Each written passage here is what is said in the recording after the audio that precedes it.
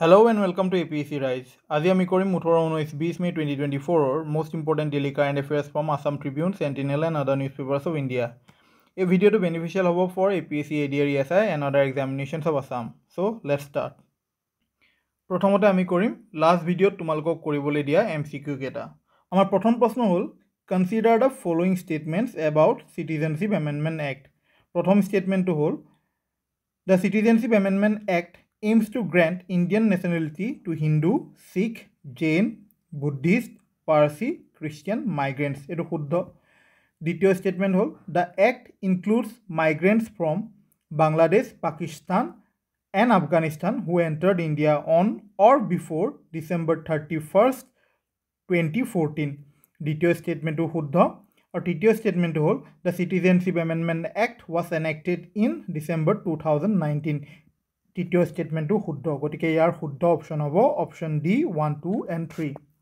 Next প্ৰশ্ন হ'ল what is the title of the first Meghalaya film to be screened in over 100 France theaters ইয়াৰ শুদ্ধ উত্তৰ হ'ল option B Rapture আমাৰ next প্ৰশ্ন হ'ল which type of mosquitoes are responsible for spreading dengue viruses ইয়াৰ শুদ্ধ উত্তৰ হ'ল অপশন সি Aedes mosquitoes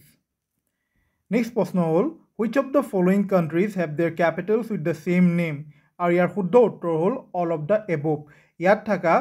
গুটেকেটা অপচনৰে অৰ্থাৎ কুৱেইট, ছিংগাপুৰ, মেক্সিকো তিনিখন দেশৰে ক্যাপিটেলৰ নাম দেশখনৰ নামৰ লগত একেই। গতিকে ইয়াৰ শুদ্ধ অপচন হৈ গ'ল all of the above. Next প্ৰশ্ন হ'ল what is the Netra Center being established in Chandrapur, Assam primarily for? ইয়াৰ শুদ্ধ উত্তৰ হ'ল অপশন বি স্পেস সিচুয়েশনাল অ্যাওয়াৰনেস আমাৰ নেক্সট প্ৰশ্ন হ'ল who is the founder of Indian Space Research Organization আৰু ইয়াৰ শুদ্ধ উত্তৰ হ'ল option C Vikram Sarabhai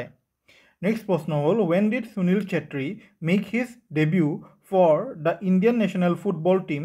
and against which team did he debut আৰু ইয়াৰ শুদ্ধ উত্তৰ হ'ল অপশন বি 2005 against Pakistan আমাৰ লাষ্ট প্ৰশ্ন আছিল which institution successfully transferred the first vaccine technology to Biomed Private Limited for combating swine fever virus আৰু ইয়াৰ শুদ্ধ উত্তৰ হ'ল অপশন বি IIT গুৱাহাটী AGPৰ ফাউণ্ডাৰ লিডাৰ থানেশ্বৰ বড়ো ডাঙৰীয়াৰ মৃত্যু হ'ল তেওঁ AGP বা অসম গণ পৰিষদৰ এজন ফাউণ্ডিং লিডাৰ আছিল যেতিয়া 1985ত অসম গণ পৰিষদ বা AGP ফৰ্ম হৈছিল গোলাঘাটত তেতিয়া তেওঁ ভাইস প্ৰেসিডেন্টৰ পদটো দিয়া হৈছিল in AGP he was also the president of Purbanchaliya Lok Parishad he served the Rangia assembly constituency for 3 consecutive terms ইণ্ডোনেছিয়াৰ এটা ভলকেনো সিমেৰু সেই ভলকেনোটো ৰিসেন্টলি 5 টাইমছ মানে 5 বাৰ ইৰাপ্ট হৈছে ওকে তো এক্সাম পাৰ্সপেক্টিভৰ পৰা আমাৰ ইম্পৰ্টেন্ট হ'ব যে সিমাৰু ভলকেনো কোট আছে বুলি সুধিলে আমি ক'ব লাগিব ইণ্ডোনেছিয়াত আছে ওকে এখন হৈ গ'ল ইণ্ডোনেছিয়াৰ ইষ্ট জাভা প্ৰভিন্সৰ মাউণ্ট সিমেৰুত আছে সিমেৰু ভলকেনো ওকে লগতে আমি এটা ইণ্ডোনেছিয়াৰ ক্যাপিটেল চাই লওঁ ইণ্ডোনেছিয়াৰ ক্যাপিটেল হৈ গ'ল জাকাৰ্টা আৰু ইণ্ডোনেছিয়াৰ কাৰেন্সি হৈ গ'ল ৰুপিয়া ওকে এখন হৈ গ'ল আমাৰ ৱৰ্ল্ড মেপখনত চোৱা ইয়াত হৈ গ'ল ভাৰত আৰু ভাৰতৰ সাউথ ইষ্টত আছে ইণ্ডোনেছিয়া ওকে প্ৰতি বছৰৰ 17 মেত আমি অবজাৰ্ভ কৰোঁ এজ ৱৰ্ল্ড হাইপাৰটেনশন ডে আৰু হাইপাৰটেনশন মানে হ'ল হাই ব্লাড প্ৰেছাৰ ওকে আৰু এবাৰ 2024 চনৰ ৱৰ্ল্ড হাইপাৰটেনশন ডেৰ থিমটো আছিল measure your pressure accurately treat adequately and live happily আমাৰ এক্সাম পাৰ্সপেক্টিভৰ পৰা থিমটো ইম্পৰ্টেণ্ট হয় কেতিয়াবা ৱৰ্ল্ড হাইপাৰটেনশন ডে কেতিয়া হয় তেনেকৈও সুধি দিব পাৰে আৰু লগতে আমি নৰ্মেল ব্লাড প্ৰেছাৰৰ বিষয়ে জানাটো ইম্পৰ্টেণ্ট হয় আমাৰ নৰ্মেল ব্লাড প্ৰেছাৰৰ ৰেঞ্জটো হয় 120/80 ওকে এই বস্তুটো পৰীক্ষাৰ বাবে মনত ৰাখিবা 2027ৰ women's football world cup host কৰিব ব্ৰাজিলৰ প্ৰেসিডেন্ট হৈ গ'ল লুলা দা সিলভা আৰু এইবাৰৰ G20 প্ৰেসিডেন্সিও কাৰ হাতত আছে ব্ৰাজিলৰ হাতত আছে ওকে আমি লগতে ব্ৰাজিলৰ ক্যাপিটেল চাই লওঁ ব্ৰাজিলৰ ক্যাপিটেল হৈ গ'ল ব্ৰাসিলিয়া আৰু ব্ৰাজিলৰ কাৰেন্সি হৈ গ'ল ব্ৰাজিলিয়ান ৰিয়াল এতিয়া ব্ৰাজিল কোনখন কন্টিনেন্টত আছে ব্ৰাজিল আছে সাউথ আমেৰিকাত এইখন হৈ গ'ল ব্ৰাজিল আৰু ব্ৰাজিলতে ফ্লো হয় the world largest river Amazon river মই দেখিবা মই ৱৰ্ল্ড লাৰ্জেষ্ট ৰিভাৰ বুলি কৈছোঁ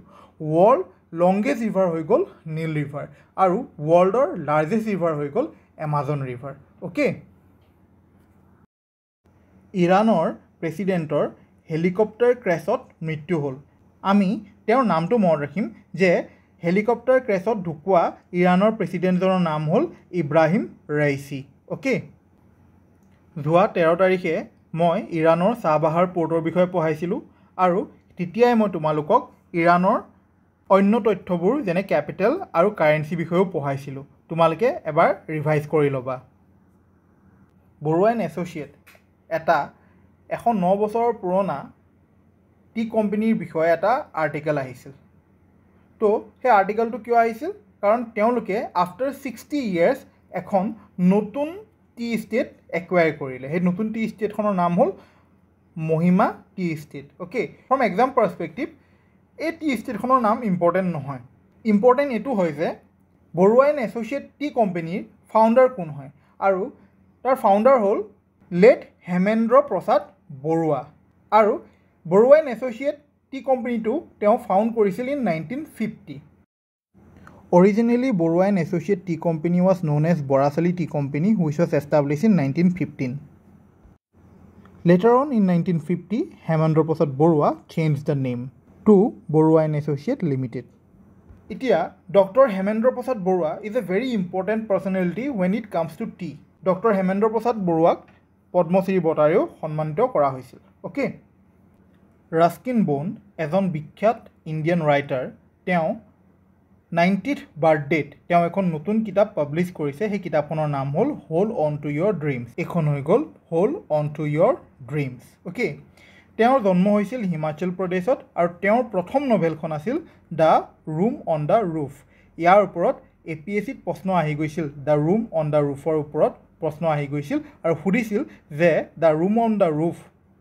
নভেলখন কোনে লিখিছিল আৰু ইয়াৰ শুদ্ধ উত্তৰটো এতিয়া আমি গম পাওঁ ৰাস্কিন বণ্ডে লিখিছিল অ'কে তেওঁক Sahitya Akademi award for English writing দিয়া হৈছিল 1992ত 1999ত তেওঁক পদ্মশ্ৰী আৰু দিল্লী গভৰ্ণমেণ্টে তেওঁক লাইফ টাইম এচিভমেণ্ট এৱাৰ্ড দিছিল 2012 চনত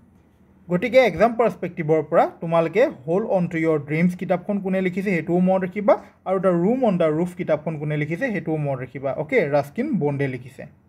যোৱা 16 এপ্ৰিল 2024ত মই তোমালোকক পঢ়াইছিলোঁ যে Gopi Chand Thotakura becomes the first Indian space tourist okay তো সেই নিউজটোৱে আকৌ আহিছে যে গোপী চন্দ থোটাকুৰা ভাৰতৰ প্ৰথমজন স্পেচ টুৰিষ্ট হৈ যায় আৰু তেওঁ স্পেচলৈ কিহত যাব তেওঁ স্পেচলৈ যাব জেফ বেজোছৰ ব্লু অৰিজিন NS-25 মিছনত যাব অ'কে তেওঁক ব্লু অৰিজিনৰ NS-25 মিছনৰ এজন ক্ৰু মেম্বাৰ হিচাপে জেফ বেজোছে চিলেক্ট কৰিছে এতিয়া জেফ বেজোছ কোন হয় তোমালোক চবেই গম পোৱা যে জেফ বেজোছ হৈ গ'ল এমাজনৰ founder and at the same time Blue Origin space কোম্পানীৰো ফাউণ্ডাৰ আজিকালি APSCত কোনখন ৱাইল্ড লাইফ চেংচুৰী কোনখন ডিষ্ট্ৰিক্টত আছে তেনেধৰণৰ প্ৰশ্নবোৰ আহে চ' ইন ফিউচাৰ ৱেটলেণ্ডৰ ওপৰতো প্ৰশ্ন আহিব পাৰে যিহেতু আজি নিউজ পেপাৰত দুখন ৱেটলেণ্ডৰ বিষয়ে আছিল মই তোমালোকলৈ লৈ আহিছোঁ প্ৰথম ৱেটলেণ্ডখন হ'ল ফেয়াৰবাৰী ৱেটলেণ্ড যাক চহালা বিল বুলিও কোৱা হয় it is located in Gohpur Biswanath district and similarly Bahumari beel is also' located at Gohpur Biswanath district আৰু লগতে মই তোমালোকক এই বস্তুটো জনাই থওঁ যে সোণ বিল হৈ গ'ল অসমৰ লাৰ্জেষ্ট ৱেটলেণ্ড ইনফেক্ট সোণ বিল হৈ গ'ল নৰ্থ ইষ্টৰ largest wetland and the second largest wetland in Asia okay আৰু সোণ বিল ক'ত located it is located in Karimganj district এটা আৰ্টিকেল আছিল যে বাইচনৰ পপুলেশ্যন ত্ৰিপুৰাত বাঢ়িছে কিয় বাঢ়িছে ইম্পৰ্টেণ্ট নহয় আমাৰ কাৰণে ইম্পৰ্টেণ্ট যে ৰাজবাৰী বাইচন নেশ্যনেল পাৰ্ক ক'ত located it is located at Tripura okay for the financial year 2024 public sector বেংকছবোৰৰ ভিতৰত চবতকৈ হায়েষ্ট গ্ৰ'থ দেখা দিছে বেংক অফ মহাৰাষ্ট্ৰ আৰু বেংক অফ মহাৰাষ্ট্ৰৰ হেডকোৱাৰ্টাৰ আছে পুনেত অ'কে আৰু ছেকেণ্ড হায়েষ্ট গ্ৰ'থ ক'ত দেখা পোৱা গৈছে ষ্টেট বেংক অফ ইণ্ডিয়াত অ'কে আজি পঢ়োৱা টপিক কেইটাৰ ওপৰত বেছ কৰি মই তোমালোকক MCQ দিছোঁ তোমালোকে ট্ৰাই কৰিবা যোনে যোনে মোৰ কাৰেণ্ট এফেয়াৰ্ছৰ ভিডিঅ'ছবোৰ চাই আছে তেওঁলোকৰ যদি কিবা ডাউট থাকে তেনেহ'লে কমেণ্ট ছেকশ্যনত সুধিবা আজিৰ ভিডিঅ'টো মই ইয়াতে শেষ কৰিলোঁ তোমালোকে গম পোৱা এই PDFটো তোমালোকে APSC ৰাইজ টেলিগ্ৰাম চেনেলটোৰ পৰা ডাউনলোড কৰিব পাৰিবা চেনেলটোৰ লিংক মই ডেছক্ৰিপশ্যন আৰু কমেণ্ট ছেকশ্যনত দি থ'ম APSC ৰাইজৰ যদি ভিডিঅ'ছবোৰ চাই ভাল লাগিছে তেনেহ'লে চেনেলটো ছাবস্ক্ৰাইব কৰি দিবা। Thank U.